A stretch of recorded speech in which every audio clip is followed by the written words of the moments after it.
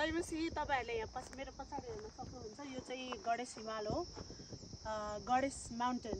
अनि यो हेर्दै गर्दाखेरि चाहिँ परमेश्वरको सृष्टिलाई अनि याद गर्दै थिएँ म अनि कति ब्युटिफुल्ली उहाँले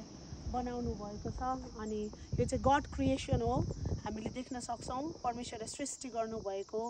कुरा अनि यो माउन्टेनलाई यो पर्वतलाई म हेर्दै गर्दाखेरि चाहिँ एउटा यशायाको पुस्तकमा भनेको वचनलाई चाहिँ याद आयो कि भूगर्भले गाउने छ अनि पहाडहरूले हिमालहरूले गाउने छ भन्ने कुरा चाहिँ वचन चाहिँ मलाई ठ्याक्कै याद आयो अनि साच्चै हेर्नुस् अनि यो हेरिराख्दाखेरि चाहिँ अनि साच्चै यो माउन्टेनले पनि हैन यो पहाड पर्वतले पनि परमेश्वरको प्रशंसा गरिरहेको कुरा है यहाँ आउँदा चाहिँ एकदमै मनै आनन्दित भयो अनि परमेश्वरको सृष्टिलाई सम्झिकन धेरै नै अझै प्रभुलाई धन्यवाद चढाउनु मन लाग्यो अनि वचनमा भनेको छ माउन्टेन बाउ डाउन हैन and the seas will roar भनेर अनि साच्चीकै पर्वतले चाहिँ झुकेर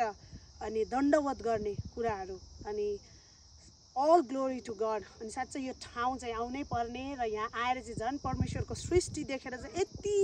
परमेश्वरलाई सम्झेर धन्यवाद दिन मन लाग्छ कि है अल ग्लोरी टु गड